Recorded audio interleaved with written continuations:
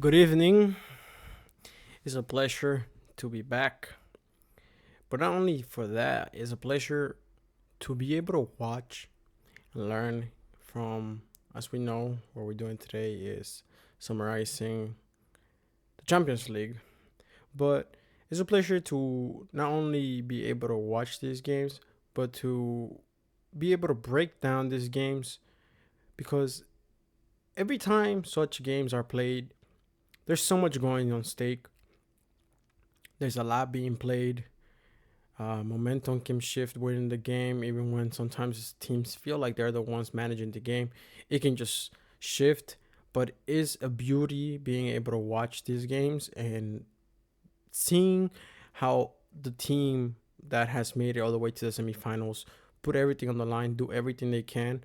But these games, as we know, Arsenal Atletico was played on Tuesday, and as we know, Bayern against PSG was played on Wednesday. We have Arsenal, as we know, that went through, and we have PSG that we know that went through. But it's a beauty to watch these games. Why? Because again, there's so much at stake.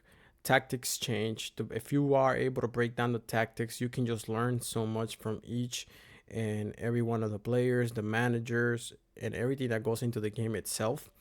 But these games, they played how they had to.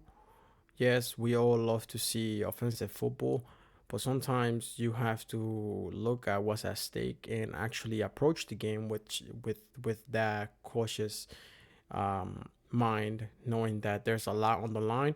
But let's get straight to this. And this was a Champions League semifinal second leg. We already know we have our finalist Arsenal against PSG. It will be played. It will take place on May 30th at 12 p.m. Eastern Time, at least for those people that is in the East Coast in the United States. But, and for those that don't know, esto es pase ambidiestro, ambidextrous pass, fútbol honestamente, soccer, football honestly. We have a game of two giants that will collide. And as we know, the topic is an unstoppable force meets an unmovable object. Two giants, one of the best defense against the best offense. That's as plain and as straight as it can be put. But it was a beauty watching these two games, watching everything that was on the line, everything that was at stake, and how each manager and players approached the games that some have been waiting a long time to get there, and some have just gone back to a place that they were there last year, and in that sense, that's PSG, as we know. But we're gonna get right into this Champions League semifinal second leg that was played on Tuesday and Wednesday. The semifinal, Arsenal against Atlético de Madrid. As we know, we're going to break down, summarize each one of the games, and show what each manager tried to do to approach this game the best way they could to be able to qualify to that final that it will take place in Budapest, Turkey. But this Arsenal against Atletico, Arsenal that played at the Emirates, won at home 1-0, secured in this by the smallest advantage, 1-0. But this is something that Arsenal have been able to do throughout the season, which is score, handle the possession, handle the game, micromanage the game, and just take it away with that sense of securing what they need and being able to absorb pressure and suffer just to get what they need and for what is at stake. But Arsenal that wins at the Emirates, a game that ended 2-1 on the aggregate, 2 in favor of Arsenal. Arsenal that closed at home, and Arsenal that reached the first Champions League final in 2 decades following a disciplined 1-0 victory against Atlético de Madrid at the Emirates Stadium. After a tactical 1-1 draw that took place in the first leg of the Metropolitan, the Gunners secured the win, though, the clinical second half strike.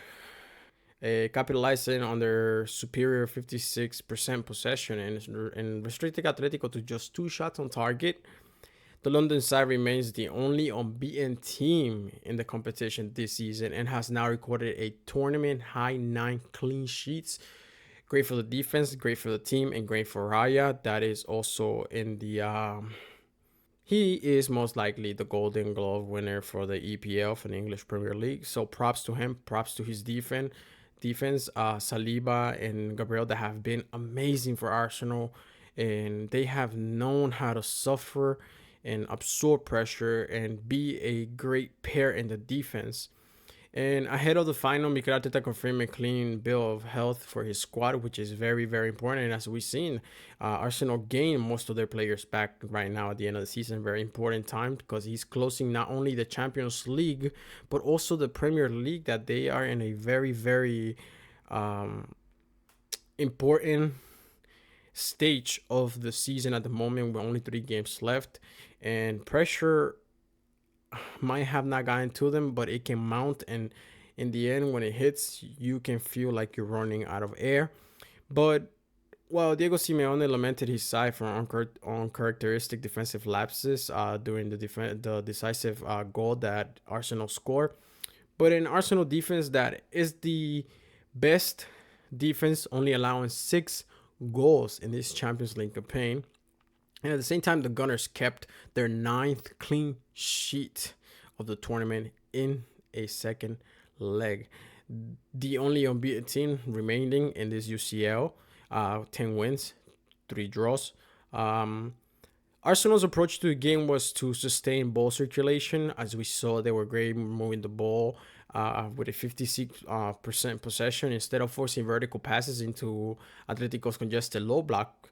Arsenal used Lewis-Skelly and Declan Rice to recycle the possession literally, and this forced Atletico midfield to shift constantly, eventually creating the opening, as we saw for Lisandro Trossard's goal, and not his goal, but his shot, and a shot that led to Bukayo Saka just winning the rebound and in the 44th minute. And as we can see, Saka is definitely back to his health.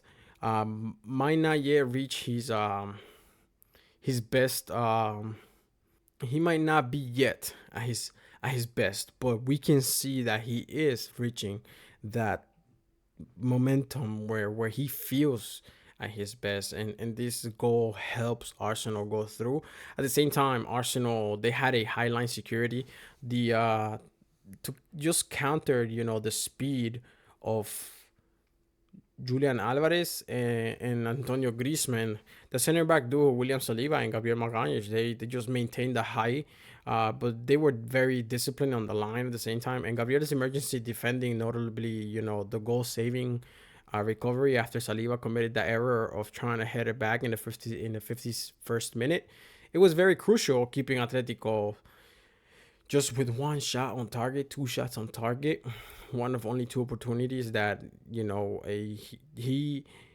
Saliba commits the error. But this is what a partnership is about: is if I'm able to just clean your mess, and are you able to clean my mess, technically have each other's back. And this is exactly what they did. This is a great partnership that they have in the back for that central defensive line, in the middle, in the back, just holding and knowing when to go, when not to go, how to clean my teammates, small problem, big problem, whatever it is, just be able to just clean it and be there for each other. This is a great partnership.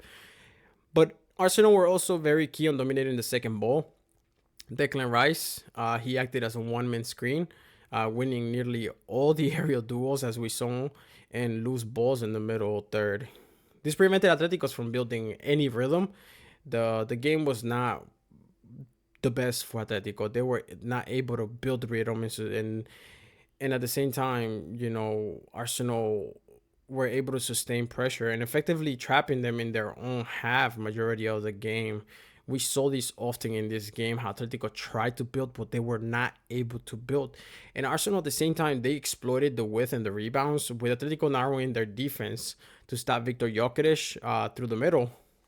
Arsenal just often pushed their fullbacks high, and Ricardo Calafiori and Ben White, they just provided the width that stretched the Spanish side, just creating the chaos in the box that, as we saw, leaded to one of the opportunities that became a decisive goal. Then on the other hand, we have Atletico Madrid, of course. Atletico, their approach to the game was trying to neutralize the half spaces, the back five, Ruggeri, Hanko, Pubil, and Lemond with Jimenez, and remain extremely narrow more than anything. This forced Arsenal to play wide, and we saw this. Arsenal saw that they were not going to be able to play through the middle. They played wide, and Arsenal used the width, created a very important opportunity, and they just went through there. And this often just forced Arsenal to play wide again, where Atletico's wingbacks could engage them without leaving gaps in the middle. And at the same time, Atletico tried to be direct.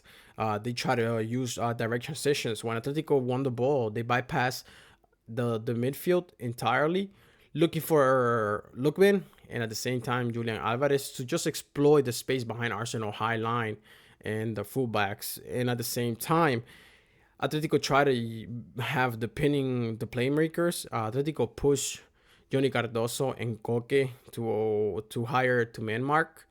Rice and Lewis-Skelly, they were the ones who were being man marked, but more than anything, Eze and Rice, because Eze and Rice were like the outlet of creation all the way from deep or just exactly at the half.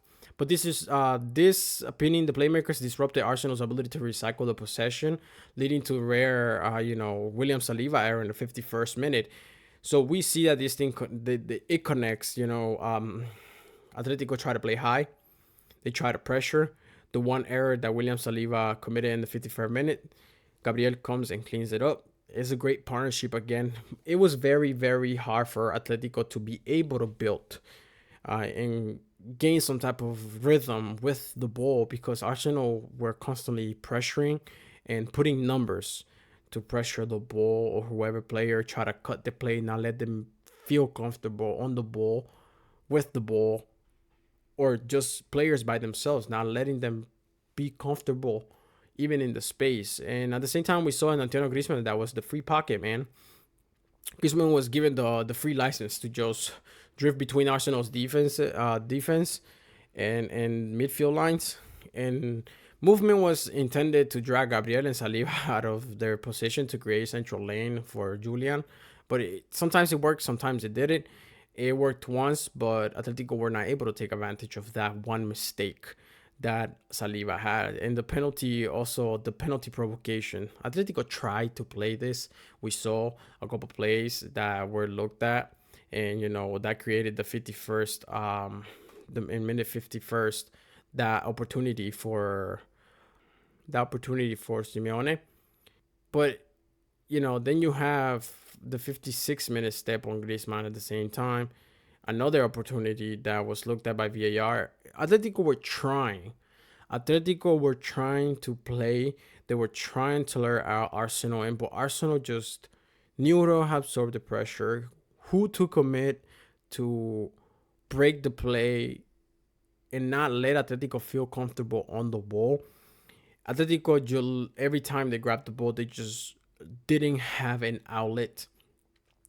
The space was taken right away, and if the space wasn't taken, Arsenal players were just secure, marking and on the ball, which is a props for Arsenal.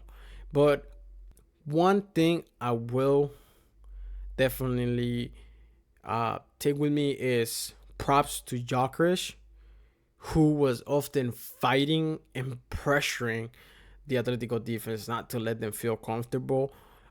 He was often battling physically to gain the ball back, fight for every ball, long balls, just to not let Atletico feel comfortable all the way from the top.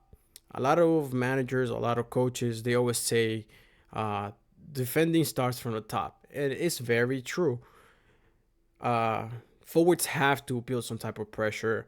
Sometimes you don't have to fully pressure, but you just have to cover the space. being able to know where the opponent is and where the possible pass is going to. And that helps. That helps because the whole team can step up and either they all pressure or you just start covering the space. And little by little, you can just look for the mistake. Jokic was often pressuring. Arsenal was often looking for the mistake. And this was very huge help. Jokic might have not gotten any shot. He might have not gotten any goal. But he was the pioneer of this Arsenal pressure. He was the first one in the front line, making sure that he helped his team in any way he could. So props to Jokic. He is showing that he's in this Arsenal team to be able to fight and win titles this season. At the beginning, he received a lot of criticism, me myself included. I criticized him, but in the end, in football, I always have said it, it's all about time. Time. A player's quality is a player's quality. It just takes them time to adapt to either the new system, the new manager, his new teammates, the new league, the football that's played in that league. And so far, Jokic, if he's not scoring, he's contributing defensively, and it's very, very important because he's another player on the field and he's part of a team. And due to the type of game that Arsenal brought to Atletico just struggled. It's as simple as that. They struggle to put any type of sequences of passes together and get themselves in the game to create opportunities. A lot of these opportunities they created, they were disrupted by the defense. They were by Arsenal defense or midfield. They were often cutting those passes, and the outlet of Griezmann playing free and being the free man, roaming around, moving the ball around, trying to fight the pockets, trying to find the straight lines. It was just not working because Arsenal were pressuring. They were pressuring to make sure this Atletico was not able to play. Yes, the game was only 1-0, but tactically there was a lot of physical contribution from Arsenal to not allow Atletico to be able to feel comfortable on and off the ball. It's simple as that.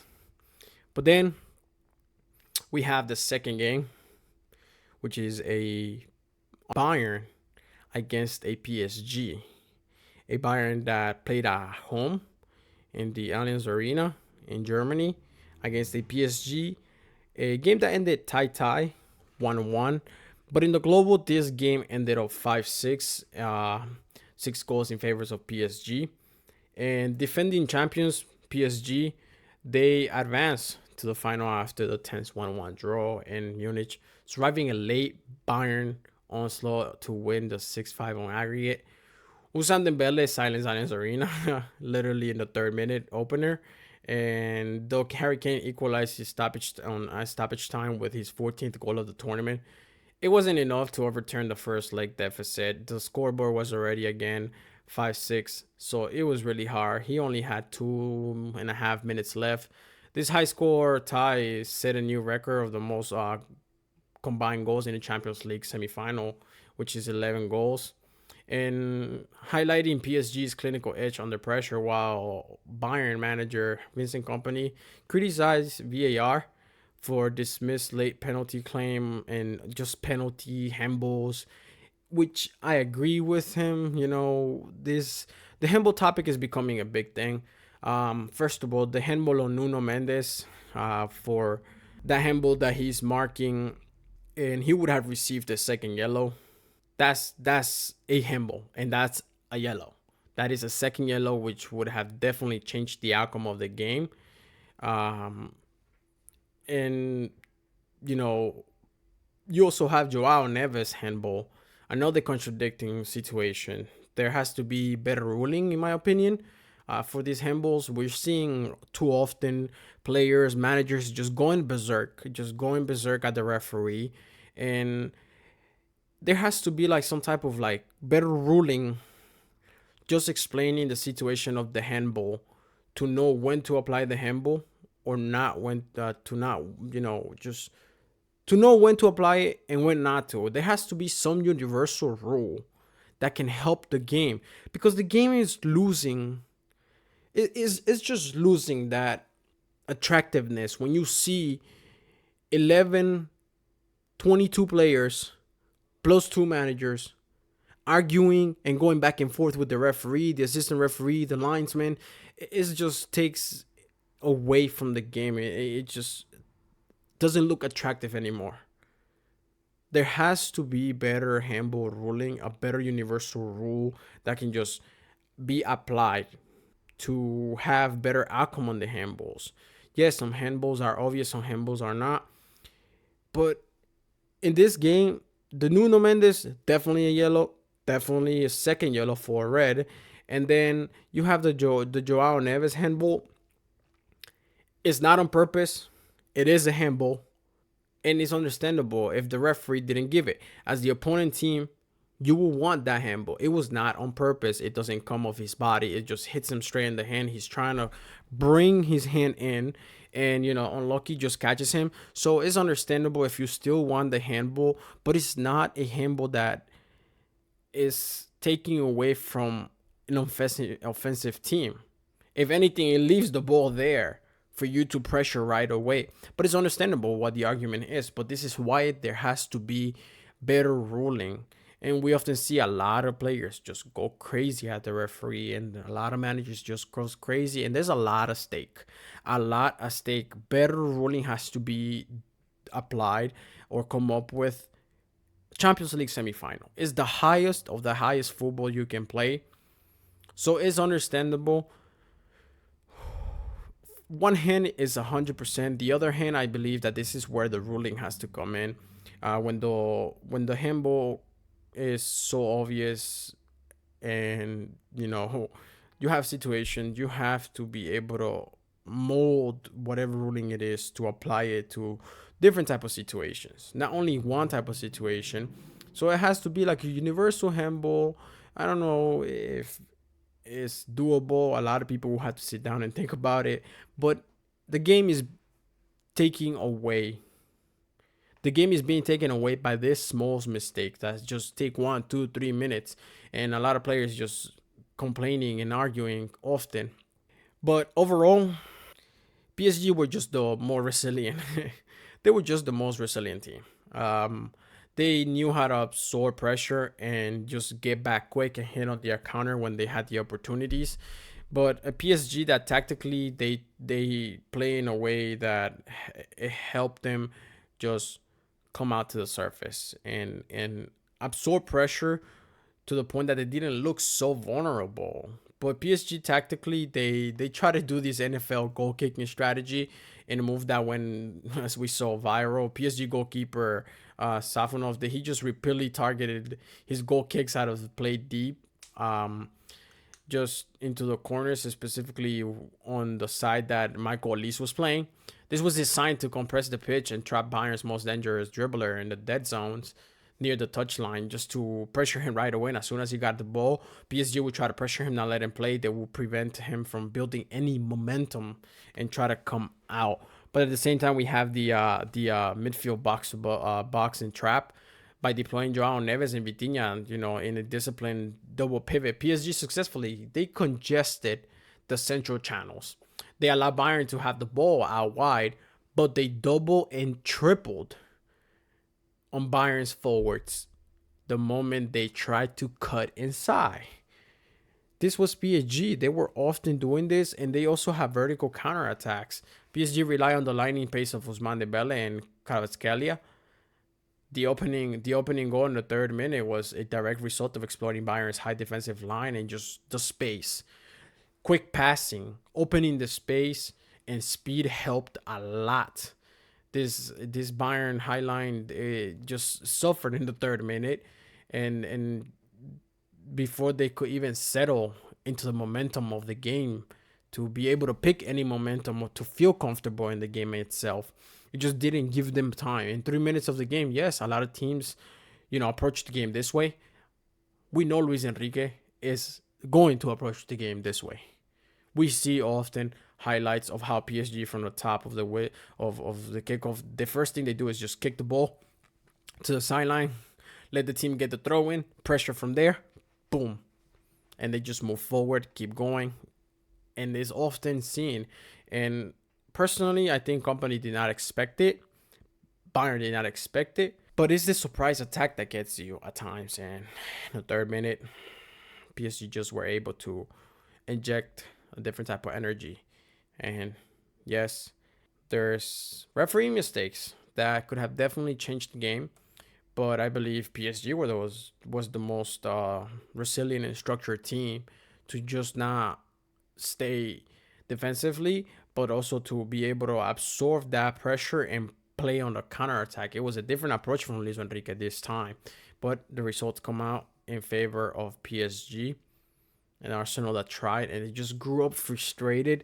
Bayern Munich,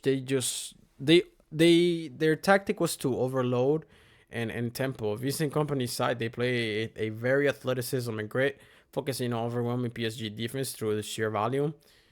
You had the wing overload, recognizing PSG intent to crowd the wide areas. Bayern used Joshua Kimmich and Alphonso Davies to create the 2-on-1 situation against PSG fullbacks. This resulted in a high number of crosses, as we saw, primarily targeting Harry Kane. And though many were intercepted by William Pacho, who had a great game, he literally did not allow Harry Kane to be an option for Bayern attack. And Marquinhos, same thing. The aerial battle was won often by Pacho and Marquinhos. And Bayern also, they had a high pressure pressing. Bayern employed a hard nosed press from the opening whistle. They successfully did force PSG into 15 fouls and several turnovers in the defensive third, though they struggled to convert into the clear cut goals into the very, very end. And at the same time, Kane was a main outlet. Bayern played a power and spread game using Harry Kane not just as finisher, but also as a deep playmaker to spray balls out at Luis Diaz and Jamal Musiala. This eventually just paid off in the 94 plus minute. Really, really late, though it was too late to overturn the aggregate at this point. Kane was constantly trying to play deep, and he was constantly being marked, not being left alone to try to play that. And Luis Enrique approached this with a very defensive mind, but at the same time, as soon as Luis Enrique had the ball, PSG tried to open the field, expose the width, and play the quick transition to try to exploit the space, and the speed on the wings helped them to at least capitalize on one opportunity. And PSG played to attack. They played to attack and mostly defend well, closing spaces and making everyone in the team just contribute to defense.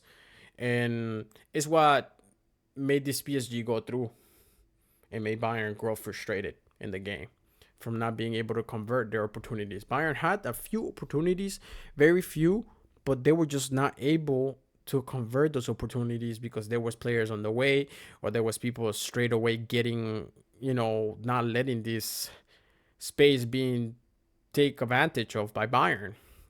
But PSG, very resilient. They knew how to absorb pressure and hit back on the counter. A different approach by Luis Enrique. Company he did what he had to do, but PSG played well defensively. They were able to absorb the pressure. They were able to work under pressure. And yes, you had handballs who could have changed the outcome of the game. Players that should have gotten a second yellow, who had, to my opinion, they had a side of luck. The referee, Portuguese, two handballs from two Portuguese internationals. So if that has to do with anything, it's just a coincidence, I would say. And now we have an Arsenal against a PSG in the final that will be played May 30th. And is a final in the classic battle of an unstoppable force against an immovable object. The best offense against the best defense. PSG have scored a total of 44 goals in this Champions League campaign, and Arsenal have only allowed 6 goals in this Champions League campaign after 13 games. This is a very, very amazing stat. The best offense against the best defense. We will see if an unstoppable force can move an immovable object, or if an immovable object can stop an unstoppable force. We will see how would that go. And what we can expect from this game is an Arsenal Iron Curtain. The Gunners often enter the final as the tournament's only unbeaten side. And built on the back of 9 clean sheets, as we know, Mikel Arteta is likely to stick with his calculated patience. Same thing he did in Atletico. And try to, use that in the same way that he did for Atletico Madrid, and expect William Saliba and Gabriel to maintain the high line, to squeeze the space and have the same exact type of partnership they have been having with Declan Rice, who acts as the tactical anchor, a guy who gives them time to breathe, control the momentum, be patient, see the right outlet for possession or the best way to create, and a Declan Rice that will anchor to disrupt PSG's transition at the same time. And then we're gonna have PSG, who's definitely gonna have a vertical chaos. Under Luis Enrique, PSG have mastered the art of quick strike, and their 6-5 aggregate win against Bayern just showcased their ability to score in bunches. They use that NFL style, so they need strategy often, and intentionally targeting specific defensive zones to create the one-on-ones for stars like Ousmane Dembélé, Kvaratskhelia, Du, Barcola. Is Luis Enrique has been able to help this situation for these players that are really, really great on the 1v1s. And at the same time, we're going to see the Saka against Mendes duo, a key battleground with Arsenal's right wing, Bukayo Saka. He has historically performed well against Nuno Mendes, and many analysts out there, they believe that this is where Arsenal will look to cook the PSG defense. So Nuno, all I can really tell you is to start doing your homework. Saka, you have to come into this game with a different spark, a more versatile game to your qualities, something different, something that Nuno cannot expect. But Nuno, you have to do your homework. We are waiting to see this. One of the best offensive players out there against one of the best defensive players out there. We will see this duo, a duo that is going to help get viewers, because people want to watch a showcase. And historical context and odds head to head, PSG holds a slight edge, a slight edge, recently having knocked Arsenal in the 2024-2025 semifinals. But Arsenal can take confidence from their 2-0 victory over the Parisians during the league phase in October 2024.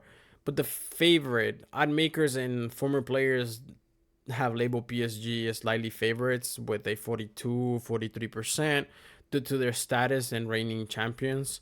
They're coming back to this final. They know what they have to do, and they have been working really well as a team. As a team, they are working really, really great. And when they are playing offensively, they are very, very effective. And the price, if PSG wins, they join Real Madrid as the only team and one of the very few teams that defend a title in the modern era, back to back. And if Arsenal wins, they will finally secure the trophy that has eluded them for over a century, a decade, a century, many years. Arsenal needs this. For what Arsenal has been building and for what Arsenal has been doing, they need this to gain the confidence. They need this to make the haters just be quiet. That is just what it is. This is football. It's a competition. You're going to have enemies, haters, whatever it is. You're going to have supporters. But at the end of the day, noise is noise. Your work speaks for itself. And that's what you got to believe in and push with. But this is all for this Champions League semifinal second leg. And we'll be seeing the final on May 30th, 12 p.m. Eastern Time, East Coast of the United States. It's a pleasure to watch these games. You learn from each player, you learn from the managers when such games of high stakes are being played. Everything is on the table. Some have waited long to be in this final in Budapest, and some are just defending their title on a back-to-back finals. But that's all for this Champions League second leg. For those that are always here, thank you. If you like the content, please like and subscribe. And for those that don't know, esto es Pase Ambidiestro, Ambidextrous Pass, Fútbol Honestamente, Soccer, Football Honestly. Thank you all. Have a great day.